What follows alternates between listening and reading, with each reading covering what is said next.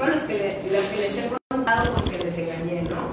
Entonces ahora todo refiere a una situación química. Y entonces aquí sí, David nos va a apoyar para explicar un poquito cómo funciona esta química y de qué manera interfiere para el desarrollo de estas funciones emocionales. Bueno, para completar lo que estaba explicando Mónica, necesitamos tener en cuenta un factor que es prioritario, que es primordial, y es entender que el niño no funciona de una sola manera. Normalmente muchas veces cuando hablamos de las habilidades del niño nos enfocamos en esta parte de aquí, ¿sí? En cómo desarrolla la parte lógico-matemática, pero nos olvidamos de todas las otras formas de expresión y de aprender y de integrar información que es el niño, ¿vale? Entonces es muy importante tener una visión mucho más amplia, pudiendo integrar todas estas áreas, porque al fin y al cabo son maneras en las que nosotros aprendemos, son maneras en las que nos expresamos y en las que entendemos el mundo, ¿ok? Esto es vital para tener en cuenta cuando también diagnosticamos y trabajamos con los niños en sesiones o en terapia. Trastorno, ¿sí? Que es lo que nos está explicando Mónica. Vamos a ir a la parte más importante, que son lo que llamamos factores, que es donde podemos incidir. En vez de solamente observar y decir pasa esto, vamos a buscar qué es lo que motiva, qué factores son los que hacen que suceda esto, porque al poder reconocer los factores vamos a poder dar una solución con un resultado distinto. La medicación normalmente no aborda el punto de inicio o lo que hace que esté sucediendo eso, solo actúa sobre las consecuencias, ¿correcto? Vamos entonces a ver realmente qué es lo que está pasando, ¿no? Cambio o atención que se produce de la esencia o de las características permanentes que conforman una cosa o del desarrollo normal de un proceso. Esto es lo que llamamos como trastorno, ¿vale? ¿Cuáles son los factores que nosotros en método Key-Fusion valoramos cuando hacemos un diagnóstico? Porque hacemos un diagnóstico integral. Vemos al niño no solamente en la parte biológica, sino vemos al niño en todo su gran espectro de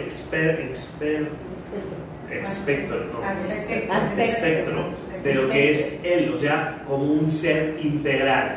Los factores que medimos son primero los biológicos, evidentemente, ¿no? ¿Cuántos años tiene? Si tenemos en este caso indicaciones del neurólogo, pues podemos observar cuál es la parte que está menos desarrollada o cuáles son los factores que no están funcionando al 100%. La parte fisiológica, la parte química y la parte nutricional. Y lo pongo en un paquete porque, como ya hemos visto, una parte muy importante no solamente es la parte biológica, lo que ya tengo de manera física, sino cómo funciona. ¿Cómo funcionamos? Somos una fábrica de químicos. La serotonina, la dopamina, los neurotransmisores son los que hacen que ese coche funcione, que el cerebro, que las emociones operen y trabajen. Nuestro sistema de recompensas, que es sobre el que nos hablaban, está alterado por una parte seguramente influenciada por todos estos factores, ¿sí? Y hacen que nuestra gestión emocional, que es la tolerancia, la frustración, cómo me siento, todo lo que hemos estado viendo antes, no funcione de la manera más eficiente, ¿ok? Si hablamos de la parte nutricional, no nos enfocamos en la parte de si se alimenta o se nutre para el desarrollo nutricional, sino desde cómo afecta eso a la parte química de nuestro cuerpo, cómo podemos conseguir que se segregue mejor la dopamina, cómo podemos conseguir que no se frene esa segregación de dopamina o que la serotonina, que es normalmente en función de cómo comemos, cómo hacemos la digestión, qué comemos, me va a ayudar o me va a frenar a esta segregación de la serotonina. Entonces, eso es vital y hoy normalmente esa parte no la estamos poniendo encima de la mesa. Trabajando aquí, seguramente ya hemos resuelto, en vez de con una pastilla desde fuera, sino de manera interna, autorregulando ese proceso interno químico. ¿Sí? O si puede ser positivo. La parte conductual, David, es que el niño, y voy a poner el ejemplo que nos han puesto esta mañana, dice, es que yo a mi niño, no me acuerdo cuál era lo que había explicado la señora, que no hacía el qué, cuando en el colegio, la señora que me ha puesto de fondo esta mañana. Ah, que olvidaba los libros. Es que no, que llegaba casi no hacía tarea. ¿Okay? Dice, es que claro, cuando el niño en kinder llegaba a casa y le habían mandado tarea, yo decidí no hacer, que no hiciera tarea. Pero cuando lo llevé a la escuela y tuvo que sí o sí empezar a hacer tarea, se enfadaba, gritaba. ¿Por qué? Porque no hubo un aprendizaje conductual. La persona ni se dio cuenta que realmente ella había promovido que no hubiera ese aprendizaje. Muchísimas veces, cuando observamos todas esas etiquetas que ponemos a los TDAH, muchas veces es por la parte conductual que no se ha regulado desde el exterior.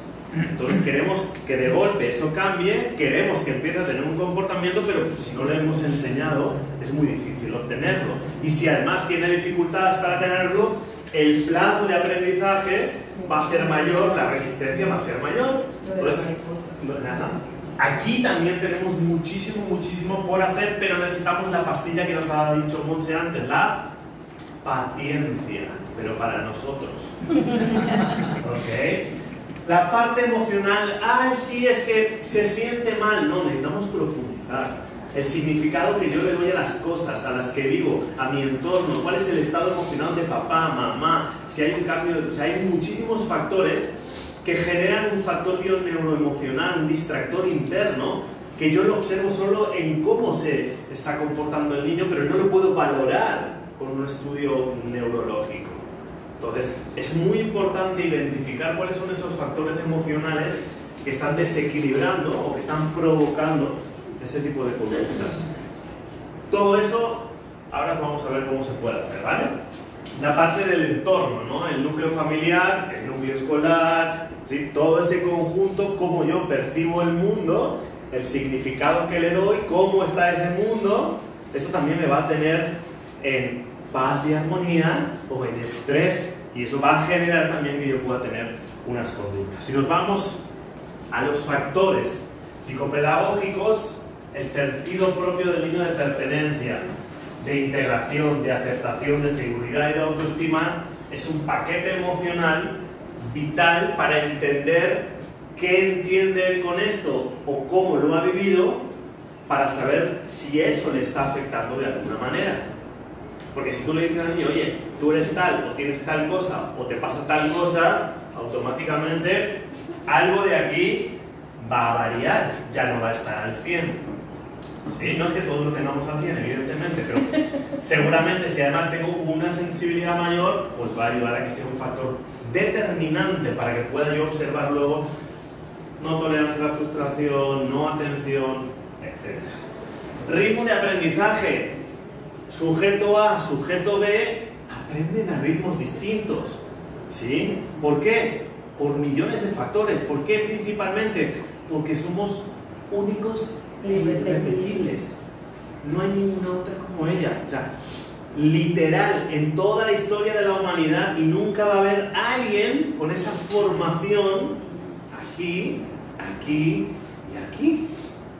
Entonces, esa parte es muy importante para entender esa parte de el ritmo del aprendizaje, los canales de aprendizajes y la estimulación de las inteligencias que veíamos antes, cuáles son las que yo estoy utilizando en mayor o en menor grado y por qué se han desarrollado de esa manera. Entonces, trabajando en esa parte también podemos tener muchísimos avances para que los niños dejen de que los veamos hiperactivos, no atentos, etc. Factores neuropsicológicos. Peso de la etiqueta. Ahí es un drama. O sea, nos traen niños a consulta que solo con lo que les han dicho que tienen, que son, o lo que no son, o lo que tienen, se te ponen a llorar. Pero solo de explicártelo, desde parte del corazón, de decir, ¿por qué le hemos hecho creer esto al niño? ¿Creer esto para el niño es positivo, nos aleja o nos acerca del objetivo que queremos? Entonces, dejemos de promover, ya no solo nosotros, sino el entorno escolar, el grupo de WhatsApp de las mamás, etcétera, etcétera. ¿Okay? Yo sé que aquí no pasa esto, nos pasó una vez por ahí. El entorno familiar. Tú quieres que tu hijo esté bien y tú no te hablas con tu hermano, o estás discutiendo todo el tiempo, o estás en... O sea, es imposible generar un espacio de quietud interior a un niño si no hay quietud exterior? Y es todo esto, ¿no? Sentimiento de culpa de papá, de mamá, cambio de casa, nuevo bebé, aunque no sea su hermano, incoherencias en los mensajes, papá dice una cosa, yo opino otra, la abuela otra, en el colegio me dicen otra, y quieren que yo sea coherente. ¿A quién le hago caso? ¿Cuál es la información cierta? ¿A quién quiero más? ¿Sí? Es complejo para un niño. Toda la parte de los factores neuroemocionales, cómo integramos, neuroeducativos, cómo integramos esa información emocional al aprendizaje y cómo le damos herramientas para que eso promueva realmente el potencial al 100% de este niño. Separaciones, conflictos de papás, conflictos de familiares, estado emocional de papá, de mamá, estrés en la actividad que le rodea. Súbete, vamos rápido que llegamos tarde, bájate, súbete, vamos a comer de moda. Y aquí en Villahermosa, además, que dices, pues si no te va a cambiar nada 5 minutos, que me digas en México que te cambia 2 horas, aquí el drama más grande son 5 minutos más. ¿Sí o no? Seamos claros. Tranquilo, no hay prisa, disfrútalo, hagamos que el niño viva en ese entorno, ¿no? Límites poco específicos. Y ahí hay otro manual de 6 años donde el niño no tiene absolutamente claro que sí, que no. O sea, pero es alucinante. O sea, nos ponían un ejemplo, la hija de una directora de colegio nos preguntaba, ¿cómo era? Sí, fíjense, es que era como, contexto. O sea, ¿tú me estás preguntando eso? Pues ¿cómo están los demás, no? Porque alucinas, ¿no? Como te reporta ver a la mamá y te dice... Perdón, Mari Carmen. Te dice, es que en el colegio tal cosa, ¿no? Y los papás hacen una cosa, y si te acercas al colegio, entonces las maestras también ya tienen ciertos roces con los padres de familia, y luego esta burbuja social que se mete de presión ante un niño que está mostrando una conducta no deseada, que se vuelve una cuestión muy violenta y muy agresiva para ese niño, porque incluso hay veces que la sociedad, en lugar de unirse para ver de qué manera se apoya al niño, ver de qué manera se extermina al niño, como si fuera un mal de la sociedad, y se lo digo así porque es muy triste. ¿Y saben por qué? Porque la parte emocional no se ha trabajado ni se ha estudiado hasta a partir de 1992. 2006. Entonces, si en el 92 nosotros ya salimos del kinder, por aquí veo caritas muy jóvenes, jamás en la vida nos enseñaron en la escuela a desarrollar esa parte emocional. Entonces, por eso es que hoy estos niños que han sido etiquetados o que tienen un comportamiento fuera de lo esperado, también están siendo violentados, discriminados, vulnerados, agredidos y lastimados a nivel emocional. Bueno, el ejemplo que les quiero contar es que esta señora, mamá de una niña de 4 años, hija de una directora de colegio, nos dice, oye, es que fíjate que el otro día me dice mi hija, es que la maestra dijo que pintara una mariposa de azul, pero es que yo la quiero pintar de rosa. Ahí yo le dije a mi hija, píntala del color que quieras, porque yo no voy a lesionar tu creatividad. Y yo le digo, pues muy mal, porque si tú mandas a tu hija al colegio, es porque ella necesita aprender a seguir instrucciones. ¿Quién aquí es maestro y está de acuerdo conmigo? Ok. Entonces yo como mamá y como terapeuta le tengo que decir a Juanita, en la casa ¿quién manda? Y los niños saben, cuando está mi mamá, pero si llega mi papá, pues se supone que es mi papá, pero la verdad la que manda es mi mamá. Entonces, en la escuela ¿quién manda? La maestra. ¿Tú qué tienes que hacer? Lo que dice la maestra. Estamos hablando de maestras normales, no maestras de mentes que le van a pedir al niño algo que no sea propio para su formación. Y si la maestra te pidió que pintes la mariposa de azul, la vas a pintar de azul, porque lo que estás aprendiendo es a seguir instrucciones. Y si tú como mamá quieres que tu hijo desarrolle su creatividad, después de que pinte su mariposa de azul, entonces ya que haga una de terciopelo, de lodo, de diamantina, de pastel, de lo que se te pegue la regalada gana. ¿Sí? Pero diría alguien por allá en un país que conozco, pero no te jodan con que pinte la mariposa del color que le guste para no lesionar su creatividad. No nos confundamos, ¿sí? Hay cosas como esto. En los reportes a veces nos dicen, oye, ¿qué podemos hacer para que el niño X aprenda a estar quieto porque se la pasa hable y hable. Claro que es muy fácil. Sugerimos a la maestra que le pida al niño X, por favor, cállate y cierra la boca. Cuando yo hablo, tú te callas. Ese es un límite claro y específico. Si yo le digo al niño, guarda silencio, el niño no comprende qué es guardar silencio. Eso es una manera elegante y autorregulada de comunicarnos cuando somos adultos y entendemos otro tipo de procesos lingüísticos. Pero al niño le dices, un candadito, nos vamos, ¿se acuerdan? ¿Sí? Pero en la primaria ella dice, guarda silencio, y el niño no tiene ni una idea que es guarda el silencio. Ya puedo seguir con mis palabras. Ella tiene 18.000 y yo 6.000 que gastar en el día, entonces necesitamos utilizarlos de alguna manera. Mensajes confusos, límites poco claros, no sé si ha quedado claro el ejemplo doble. Ok, factores de hipersensibilidad. Hoy los niños tienen una sensibilidad completamente distinta. O sea, es cierto. Los niños además funcionan en una frecuencia cerebral distinta que nosotros. ¿Okay? Entonces, radiofrecuencias, electromagnetismos, ondas sonoras, wifi, excesos de cromáticos, lumínicos, auditivos, exceso de información, incoherencia, mensajes confusos, límites poco específicos. Todo esto son factores muy pero que muy importantes también que generan una alteración emocional, y esos factores bioneuroemocionales los puedo observar con la conducta. Factores químicos, lo que es el sistema digestivo, bacterias, cándidas, amoníacos, cloro, mercurio, plomos, todas latas de conservas, conservadores. Hoy nuestra realidad hace que eso haga que nuestro proceso digestivo y la segregación de serotonina, dopamina, neurotransmisores esté alterada. Pues esto también es muy importante poder revisarlo.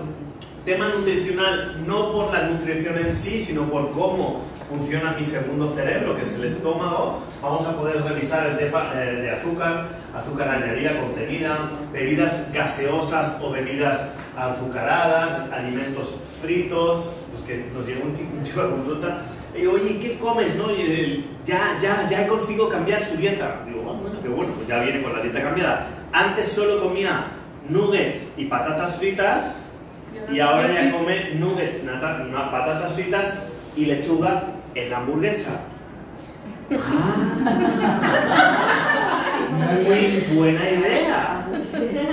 Sí, o sea, algo que nos parece tan lógico y sencillo, pues es normal que tu hijo, o sea, no es normal. Puede ser un factor muy determinante para que lo que observamos en él, que no es atención, es movimiento continuo y es, pues puede que venga por ahí también. Entonces, muy importante poder valorar todos estos factores nutricionales, ¿no?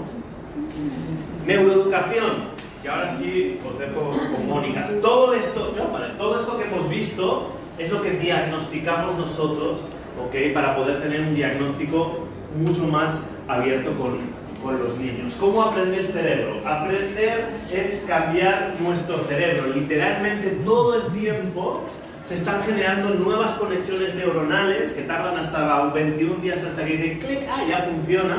Literalmente todo el tiempo de nuestra vida es eso. Nuestro cerebro está permanente en cambio. El cerebro de un niño o de un adulto ahora no es lo mismo que dentro de 15 minutos. Literal.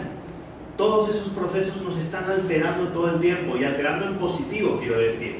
Porque ahí te das cuenta de la capacidad tan impresionante que tiene el cerebro. Entonces no podemos decir que esto es así y ya, aquí muere. No. La neuroplasticidad es brutal. El cómo desarrollamos los procesos y el cómo aprendemos a desarrollarlos es todo el tiempo. Es un elemento vivo.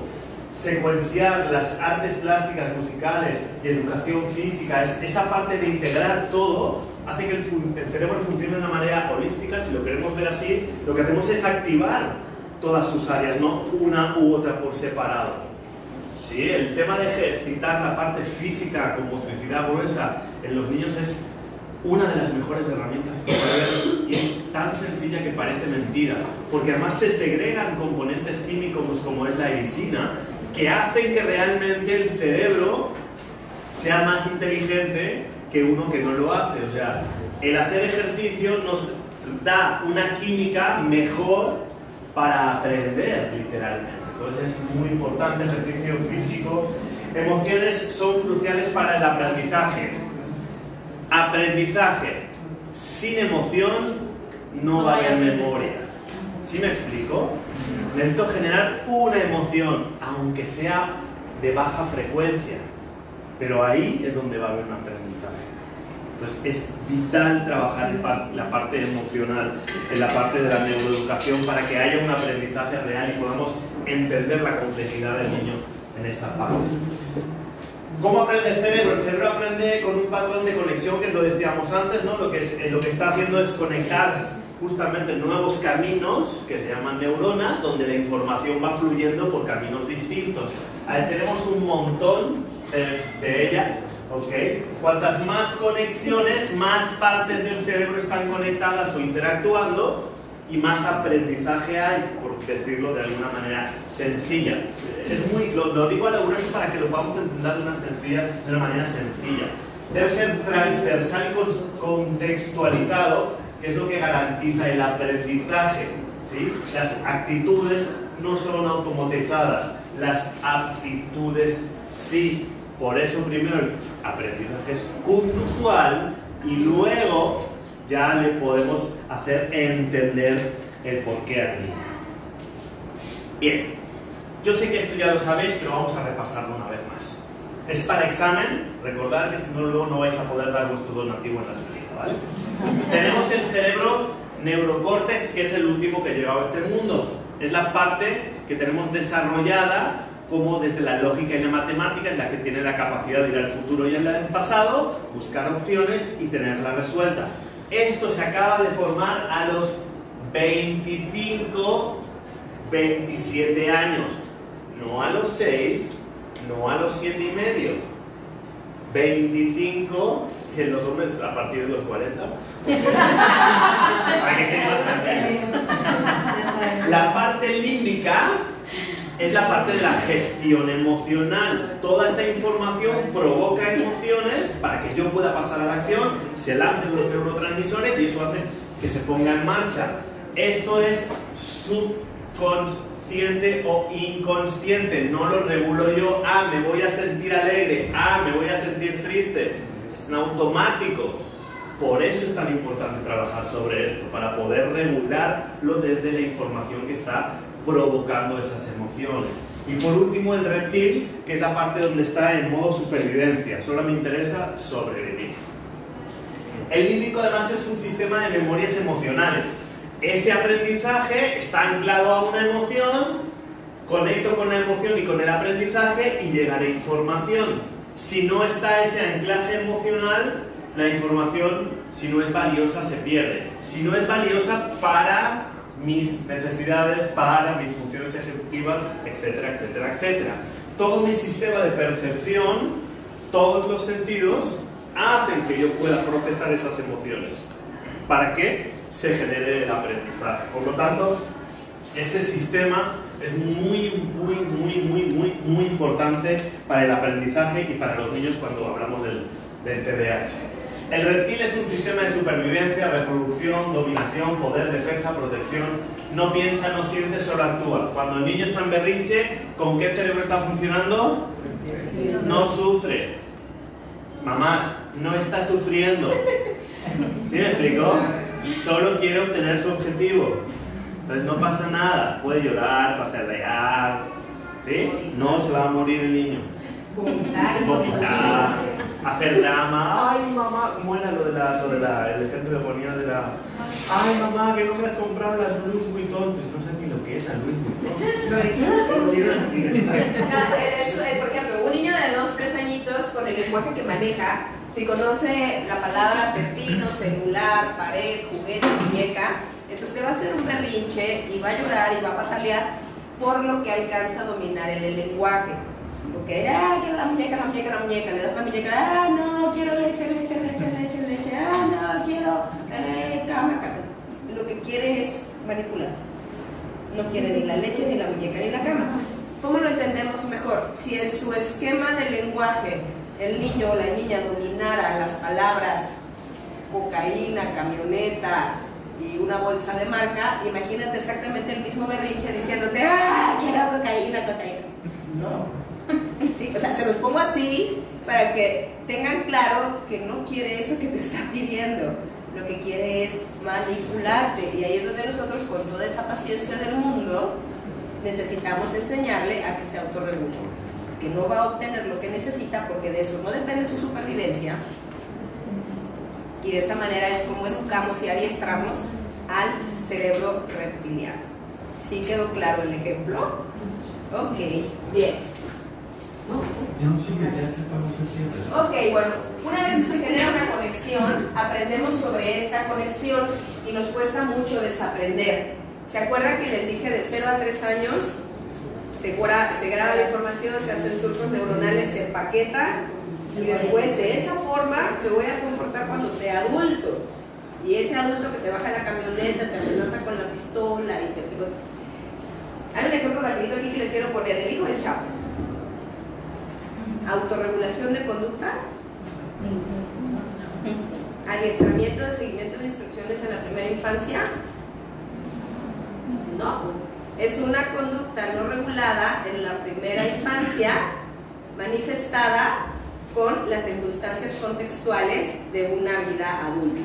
Es un ejemplo maravilloso de educación que nos permite ver lo que sucede cuando no autorregulamos una conducta y no adiestramos una conducta en la primera infancia, ¿sí? Olvidémonos de todos los aspectos morales, éticos y sociales. Es 100% conductual. La reacción es de una conducta no regulada en los primeros años de la infancia. Hasta allá se puede dimensionar. ¿Ok? El cerebro cree que si se ha hecho esta conexión, es correcta. El cerebro, no el niño, ni la mamá, ni el cerebro. Y entonces así la voy a repetir, y así la voy a repetir. Y entonces, de alguna manera, sin querer, favorecemos aprendizajes equivocados en los niños y en los otros niños también. Se pueden modificar estas conexiones a través de la repetición del aprendizaje correcto. Por lo tanto, todo aprendizaje es modificable y mejorable. Entonces, si el TDA, se está valorando desde la observación de unos aspectos de la conducta, ¿qué nos quiere decir esto?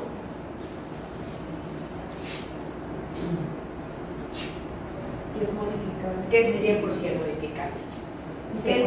Y se puede mejorar. Que es 100% modificable y se puede mejorar, basándonos en la plasticidad del cerebro. El cerebro busca antes las competencias que los conceptos. ¿Okay? Primero busca ejecutar antes de analizar, por eso ejecutamos muchas cosas sin pensar, ese es el resultado. Aprender es un instinto a través del juego, por eso se le favorece al niño un ambiente. Y el juego no quiere decir que estemos todo el tiempo jugando a las traes, a los quemados, carreritas, no. El juego es, vamos a hacer una competencia a ver quién tiene la letra más bonita. Y el niño ya está jugando. Pero en realidad nosotros de manera consciente le estamos solicitando que se esfuerce en la realización de una función ejecutiva que requiere para el aprendizaje. ¿Okay? Vamos a jugar a ver quién recuerda más personajes de este cuento, ¿sí? Y hacemos una competencia.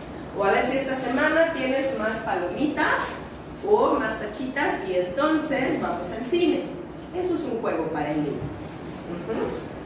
Ok. ¿Cómo aprende el cerebro? La emoción, el aprendizaje, el juego, con alegría, ya lo mencionaban al principio, con el efecto sorpresa, con la atención y con la motivación. ¿Ok? Todos tenemos una biología diferente, un proceso de maduración diferente, somos una diversidad impresionante. Entonces, querer encajonar a un grupo de niños por ciertas características, de alguna manera es hacer un corte y limitar todo lo que ese niño o esa persona es como un ser humano. Entonces cada cerebro es diferente y no podemos educar de la misma manera. Sí debemos aprender conductas que nos sirven para todo, pero la educación es un traje a la medida. ¿Ok? Bien, entonces para el cerebro en periodo de formación, ¿de qué edad a qué edad estamos en periodo de formación?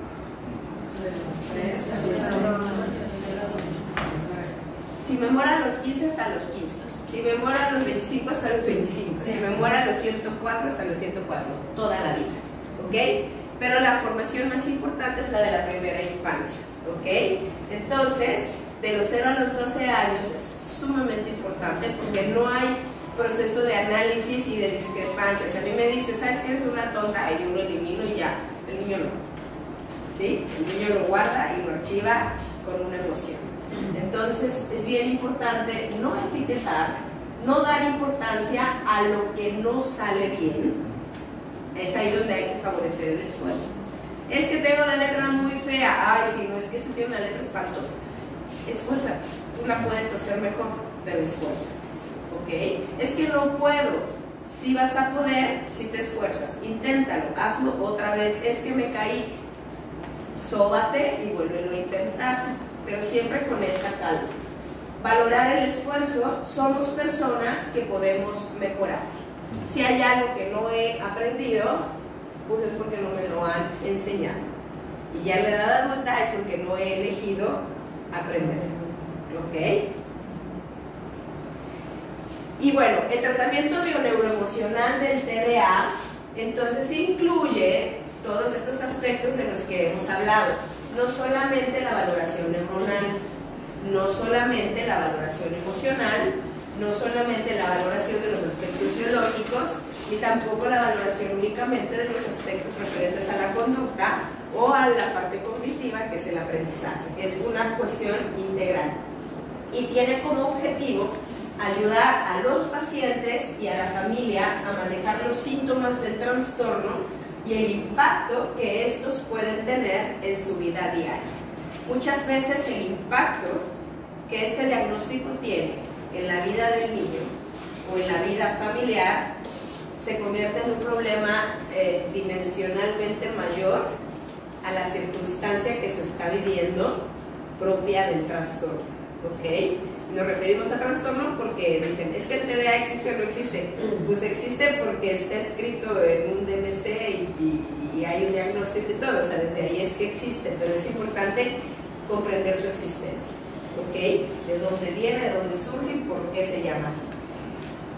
Un tratamiento bioneuroemocional o un diagnóstico completo requiere integrar la parte conductual, cognitiva, emocional, alimentación, los aspectos sociales. Si se fijan, toda la parte de neuropsicopedagogía, en nada interviene el niño, es todo lo que le interfiere al niño, ¿ok? Y a los papás, ¿ok? En el caso que no sean los papás, es el adulto encargado de la crianza de este pequeño, ¿ok? Bien, ¿cómo hacemos? Ok, ¿cómo hacemos nosotros este diagnóstico? Ahorita David les va a explicar. Ok. Bueno, una de las partes que diagnosticamos es a través de un dispositivo 3D, ¿ok? Donde ponemos al niño en una situación de aula y lo que nos permite es verificar justamente si hay respuestas correctas, incorrectas, si están el tiempo que tardan estas respuestas, si es con o sin hiperactividad, si es con o sin impulsividad, ¿sí? Todo esto en un ambiente donde el niño se siente a gusto, está motivado y bueno, le tenéis que ver la cara, solo pensar que le van a poner las gafas 3D ya ni siquiera se da cuenta de que está siendo diagnosticado, se lo pasa bien, es divertido y lo más importante, nos permite tener un entorno donde él se abstrae completamente del resto del mundo y funciona de manera en automático, que es lo que queremos saber, cómo está funcionando él, ¿ok? Nos da también la opción, bueno, la opción no, está integrada también el valorar cuáles son los distractores que él tiene, si son auditivos, visuales, qué tipo de tiempo de respuesta tiene con estos distractores y qué tipo de aciertos tiene con estos distractores. Esa sería la primera manera en la que vamos a diagnosticar, ¿no? Respuestas, tiempo de respuestas y calidad de respuesta. Después encontramos un test kinesiológico. ¿Qué es un test kinesiológico? El test kinesiológico nos permite dos cosas, diagnosticar y tratar. El test kinesiológico nos permite acceder a esta información que está operando a nivel subconsciente. Todos los factores que hemos visto antes los identificamos a través del test kinesiológico. no es si yo creo o si Mónica cree. El niño nos da directamente las respuestas y eso es un factor que está interfiriendo, es un factor de desequilibrio para las conductas que estoy observando. Y esa información es vital, porque en el momento que yo puedo identificar qué es lo que me está desequilibrando, puedo actuar directamente sobre estos desequilibrios con distintos protocolos o con distintas estrategias o terapia. ¿Ok? Entonces, esto nos permite tener unos beneficios que son resultados constantes y permanentes, seguridad en el diagnóstico del nivel del desarrollo del niño y tranquilidad de conocer el proceso del desarrollo del niño y orientación para desarrollar su máximo potencial. ¿Ok? Consejos, instrucciones claras e específicas. No les podemos dar opciones a los niños, ¿sí? Opciones en un entorno seguro y opciones en un entorno para que tengan la libertad de elegir dentro de lo que nosotros queremos, ¿sí? Por ejemplo, ¿te tomas la leche fría o caliente? ¿Cuál es el objetivo?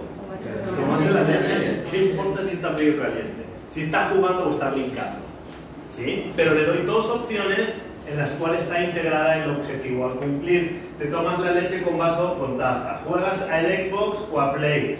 No le digo, pues juega lo que quieras, no.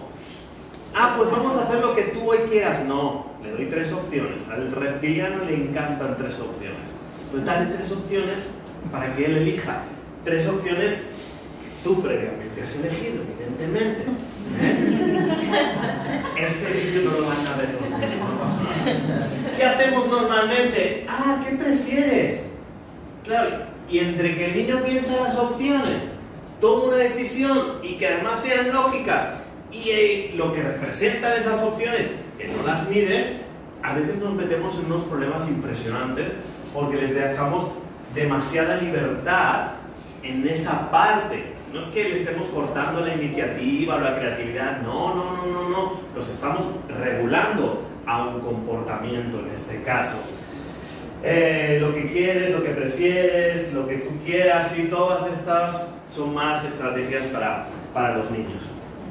En la escuela, encierra un círculo, este es un ejemplo de un ejercicio que nos dice: encierra un círculo de vocales en un cuadrado de la letra P y tacha de rojo los aviones. ¿Cuánta información le estoy dando al niño? Ni yo he entendido la instrucción. ¿Sí? Bueno, no sé si os habéis dado cuenta que yo soy TDAH, según lo que dice el texto, no medicado, ¿ok? Y justamente me es más fácil identificar todo eso porque digo, este está igual que yo. ¿Sí me explico? Y hay un montón así sueltos por el mundo que han sobrevivido, gracias a Dios. ¿Vale? Entonces, necesitamos acotar la información, ¿no? Cuando Mónica explicaba, entras a un aula y claro, para un niño es como algo mágico, pero hay tanta información. ¿Quieres hablar de vocales? Saca las vocales, quita el resto de estímulos. Si enfoquemos, hagamos que sea fácil el sostener, mantener y enfocar la atención. Hagamos que sea creativo, divertido, que genere una emoción para que haya ese aprendizaje. ¿Vale? Pregunta fácil, ya veréis. ¿Cómo es tu hijo, no? O alumno, ¿qué dicen de él? ¿Quién tiene algún niño detectado con TDAH, etcétera? ¿Qué dicen de él? Que es muy inquieto, que no sigue instrucciones, que es muy impulsivo. ¿Qué es lo que hace? Que se pueda contar. Se distrae. ¿Cómo sabes que se distrae? Porque cuando le hablo, no me voltea a ver. Y pregunta por otras cosas. Pero a lo mejor no está distraído y está enfocado en otra cosa. Estoy hablando con él y lo tengo que sostener de los hombros para... A lo mejor no tienes la motivación suficiente para generar una emoción de atención en él. Sí. Ok. Lo que dicen que hace, ¿qué es lo que dicen que hacen en la escuela, los amigos? Pues quieta, que a veces no respeta a sus compañeros, no sigue reglas con sus hermanos, con sus primos. Ok, perfecto. Y lo que dice que tiene es... Hasta autismo. Hasta No, autismo. hiperactividad. Es un hijo de la tal. ¿Sí? Entonces, todo esto son distintas etiquetas que les estamos poniendo a ellos. Pero hay una parte que muchas veces no tenemos en cuenta y donde nosotros también, para nosotros es prioritario trabajar, y es esta parte de aquí. ¿Desde qué emoción estás educando a tu hijo? ¿Sí? Porque si tú crees que tiene todas esas cosas, ¿cuál es la emoción desde la cual estás intentando que lo resuelva o estás educándolo? ¿Desde qué emoción le estás enseñando? Si eres educador, profesor, ¿cómo te hace sentir eso, no? Porque esa es una herramienta increíble que no ponemos en lo que le sucede al niño, pero es vital. Porque si yo lo estoy haciendo desde una emoción de angustia, tristeza, frustración, bla, bla, bla, bla, el resultado en esa ecuación va a ser también distinto. ¿Desde qué emociones los estamos amando? ¿Sí?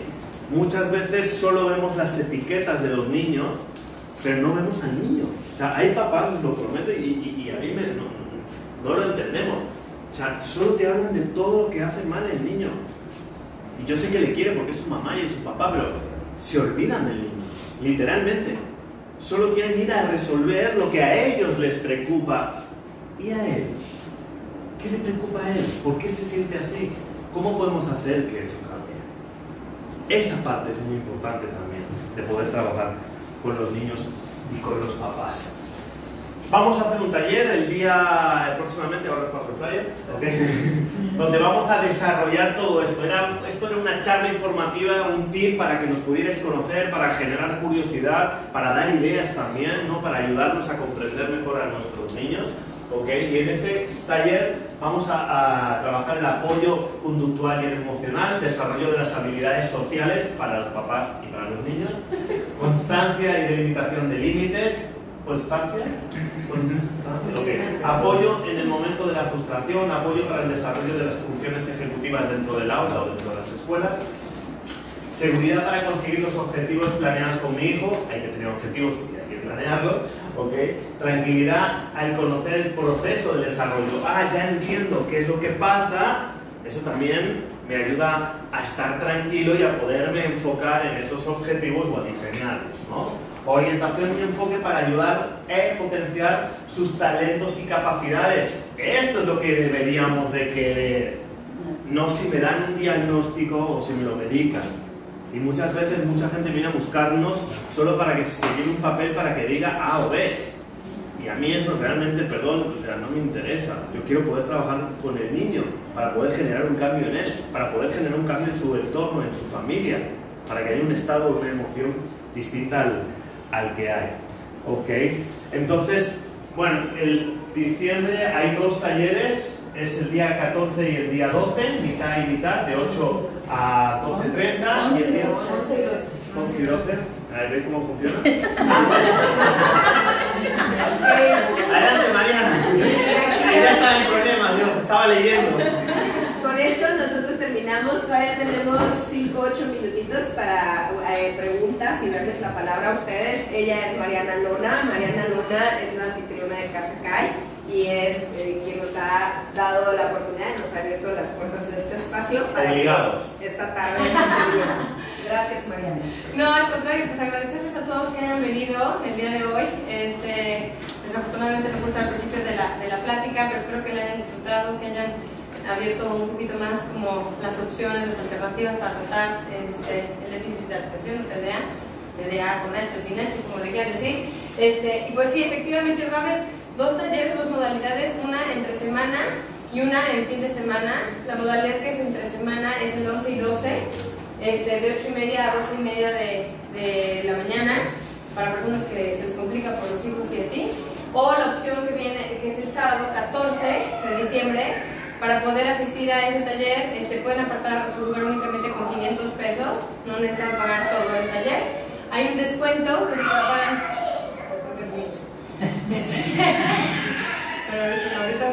Tolerancia a la frustración, no te preocupes.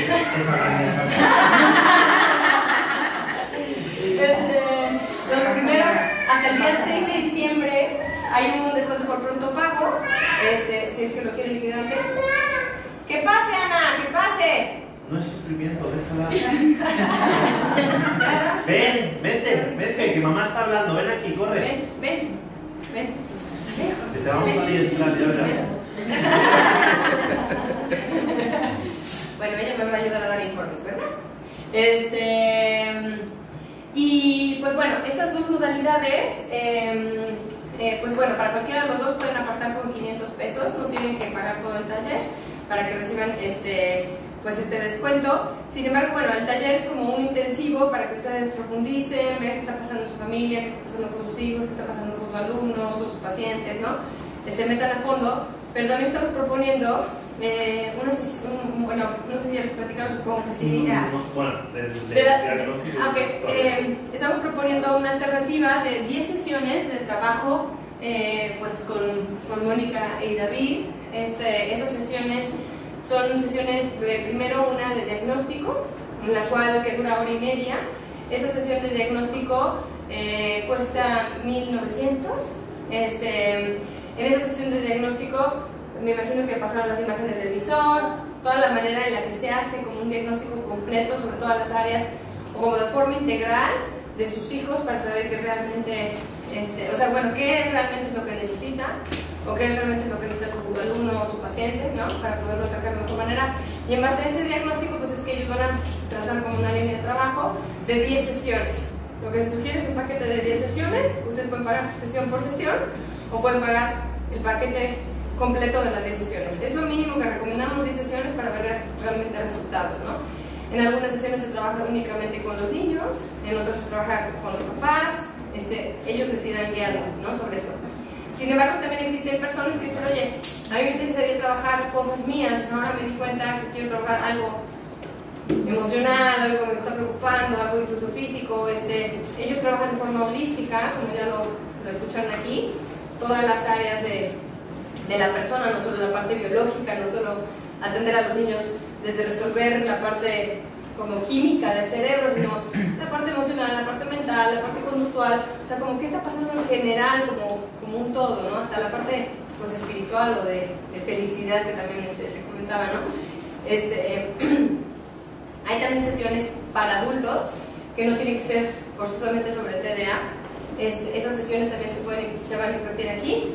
También si quieren hacer una cita aquí en Casa CAE, pueden decir, oye, yo quiero, me interesaría tener una cita de Key Fusion aquí en Casa CAE. Esas sesiones cuestan 1,100, ahorita les digo.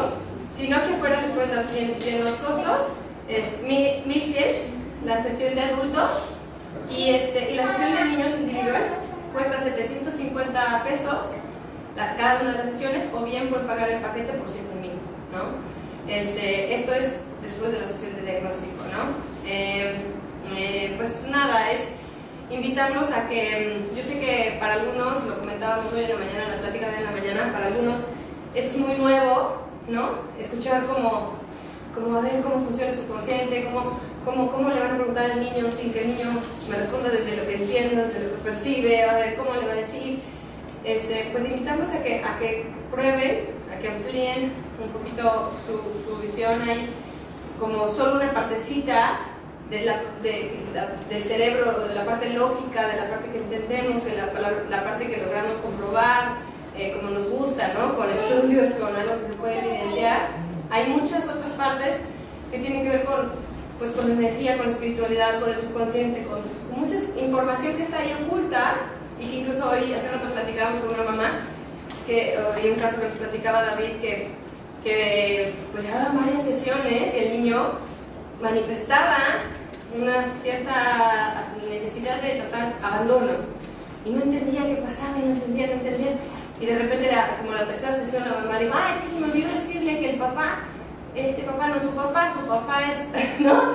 Y entonces, como que solito el niño marca sus necesidades y lo que necesita ser atendido, ¿no? Entonces, pues bueno, es muy interesante que puedan pues, probar esto, ¿no? Ver si esto puede ser para ustedes.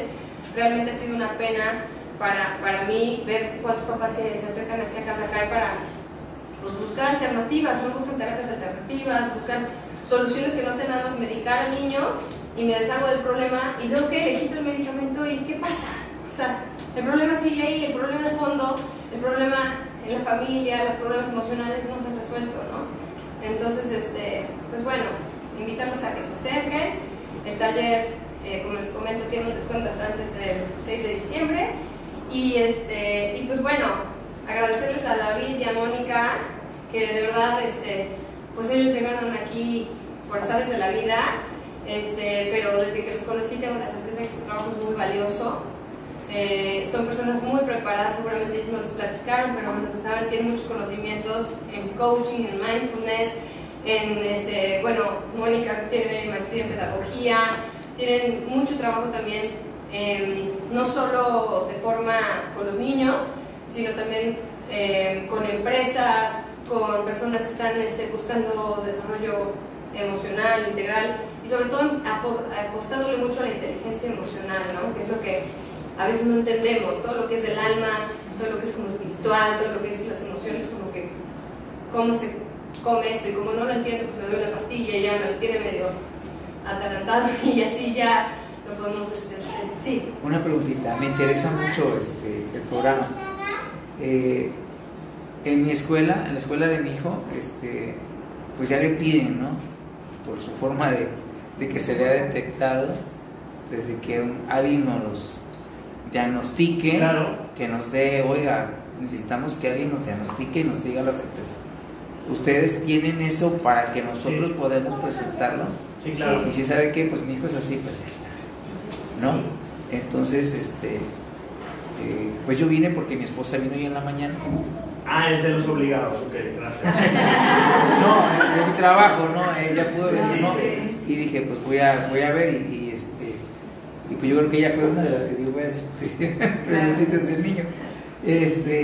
Y pues, no sé, practicar saliendo de aquí, ¿no? ¿Con quién? Para ver qué. Claro que sí. Sí, claro. ¿Cuál es tu nombre? Daniel Álvarez. Sí, Daniel. Nosotros, el diagnóstico justamente lo manejamos en esa parte. La parte de Explora Aula es una plataforma española que nos arroja un informe ejecutivo muy propio para entregarlo a la institución educativa, que es el que determina el grado o no de hiperactividad o del déficit de la atención y de qué forma.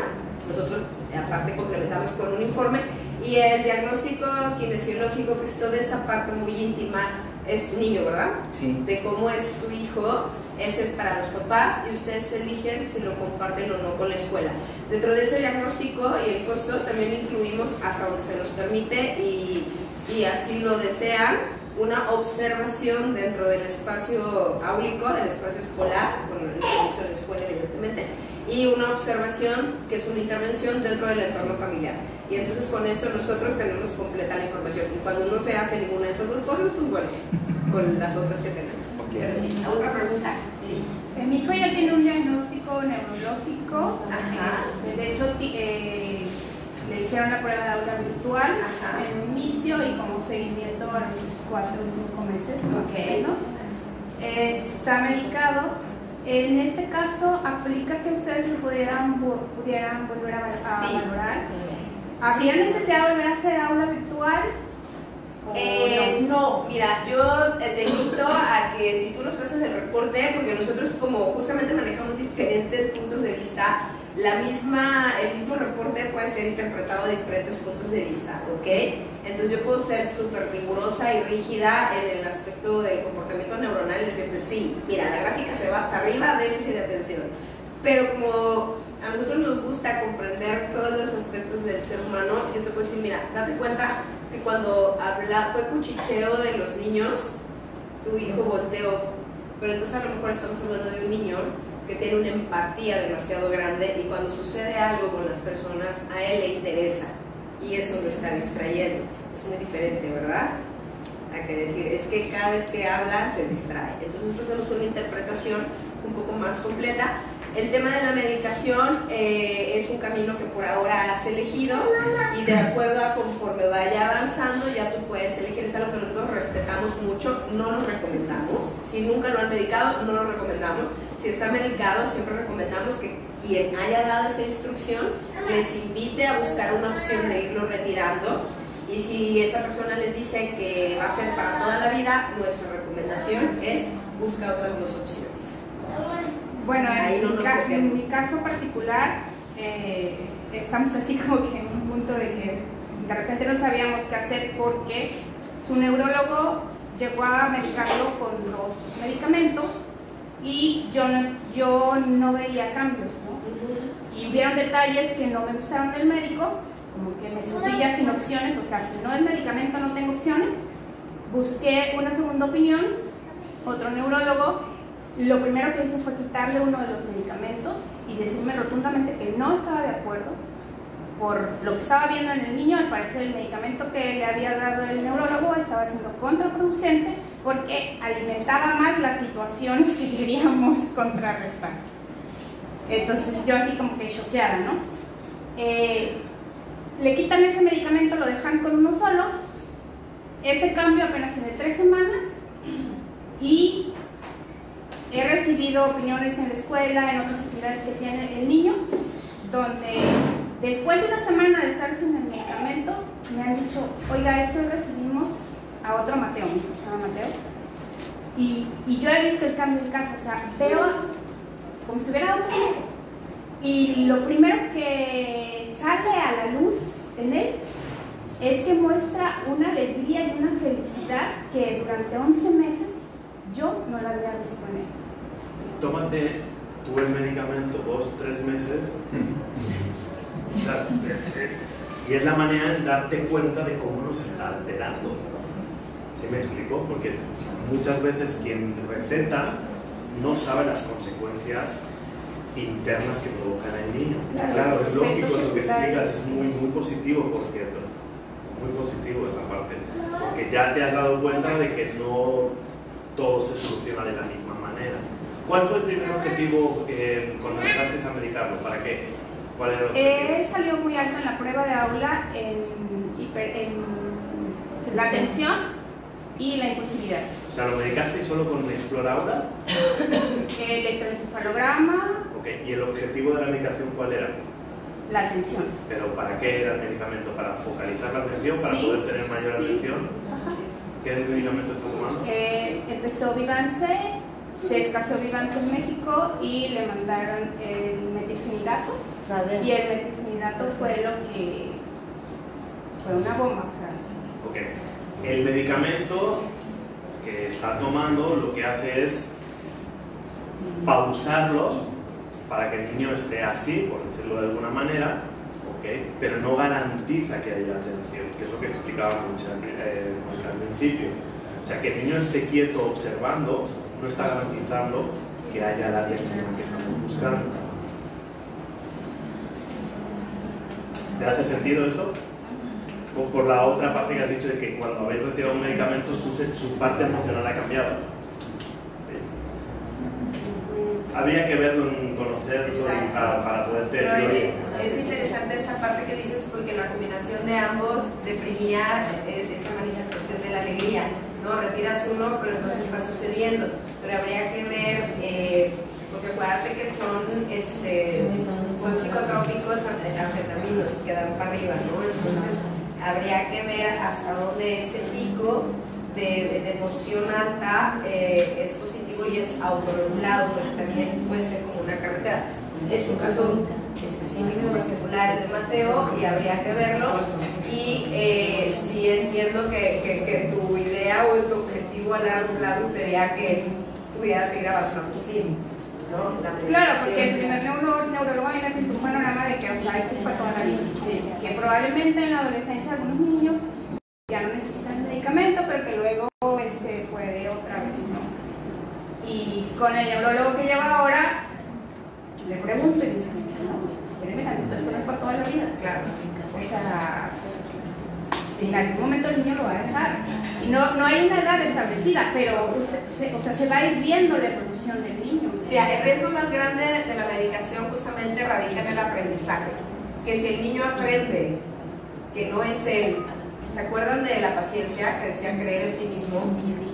Que si el niño aprende que no está dependiendo de él, sino de un apoyo